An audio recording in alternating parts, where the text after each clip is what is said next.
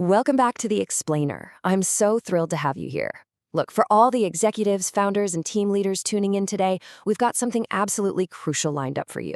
We are targeting a very specific, kind of pervasive disease that infects fast-moving organizations.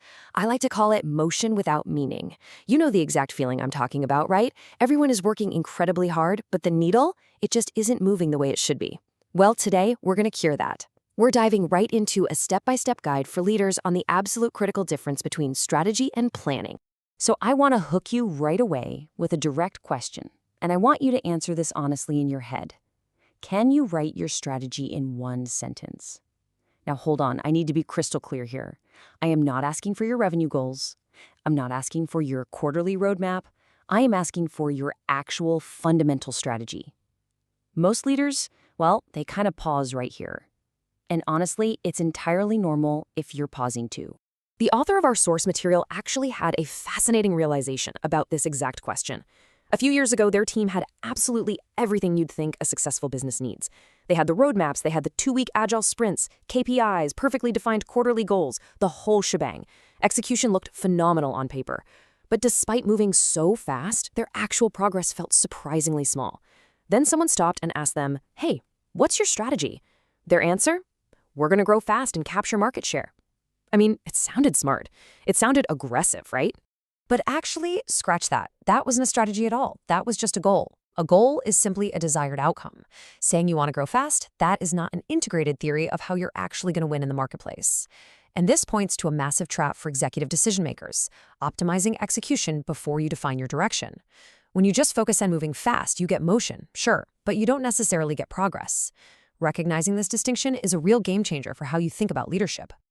Okay, let's dive into our agenda. We'll cover the strategy gap, strategy versus planning, and then 3 steps: define the game, prioritize resources, and build the playbook, before wrapping up with execution with purpose.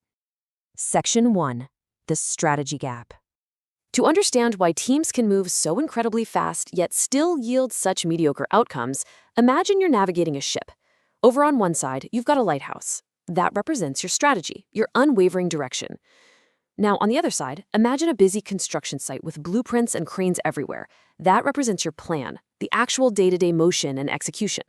The strategy gap is the turbulent water right in between them. If you only have the construction site, you're literally just building things without knowing where the ship is supposed to sail. Section 2. Strategy versus planning. Now, what's really interesting here is the stark contrast in timelines and focus. Strategy is your direction. It's the definitive how you win.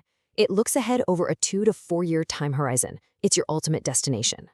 On the flip side, the plan is your motion. It's the how you execute. A plan operates in 1 to 13-week cycles. Think weekly tasks or quarterly roadmaps. Strategy is looking through a telescope. Planning is looking through a microscope. You absolutely need both, for sure, but you cannot confuse one for the other. Section 3. Step 1. Define the game. To make this crystal clear for executive decision-making, let's use a sports analogy. Strategy is not the specific play you run on third down. Strategy is deciding what game you're playing in the first place. Are we playing basketball or baseball? What league are we in? Why is our specific roster uniquely positioned to win the championship? Your strategy is your integrated theory of how you'll win the entire season. I mean, you can't even begin to draw up plays on a clipboard if your team doesn't know what sport they're supposed to be playing. Because it's the foundation of your entire organization, your strategy requires high stability by design. It shouldn't change week to week just because of a bad Tuesday. It should be reviewed annually at most. It defines 3 crucial things: where you compete, exactly why customers will choose you over the competition, and perhaps most importantly, what you deliberately refuse to do. It's your definitive stance on the market. Section 4. Step 2. Prioritize your resources. So the crucial point here is asking these 3 specific questions before you ever allow a roadmap or a plan to be built.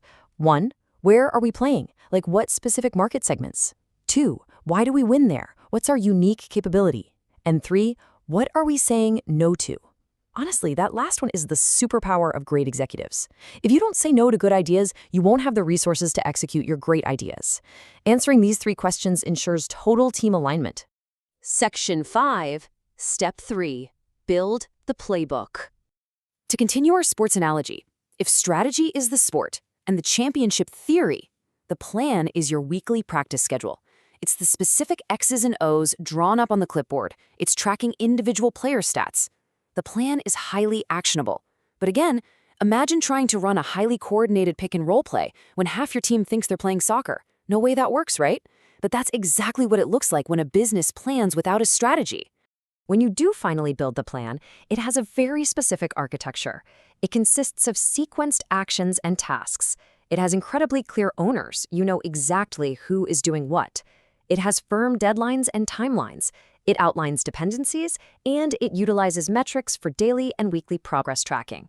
Now, unlike your strategy, which is highly stable, your plan has low stability and high adaptability. It should be tracked daily and adjusted at least weekly to ensure you are continually moving towards that lighthouse we talked about earlier. Section 6. Execution with Purpose. If you ignore this guide and try to just plan without a clear strategy, your organization is going to suffer from some very dire symptoms. You'll experience constant priority changes, basically whiplashing your employees. You'll have incredibly busy, stressed out teams that somehow only achieve mediocre outcomes. And ultimately, you'll exert significant effort without any real leverage. You'll have lots of motion, but absolutely no meaning. But when you take a strategy-first approach, when you define the game before you build the playbook, everything changes. Executive decisions become incredibly easy because the strategy acts as a filter. Teams align dramatically faster because they actually understand the why behind the what. And your most precious commodity, your time, money, and talent, stops leaking into irrelevant tasks. You gain unparalleled leverage. I want to conclude this explainer with an incredibly powerful thought from our source material. Strategy without a plan is a dream. A plan without strategy is motion. To truly lead, to truly win your championship, you cannot rely on just one. The combination of both, a crystal clear strategy dictating a highly adaptable plan, is execution with purpose. So executive leaders, I leave you with this final question to ask yourself tomorrow morning.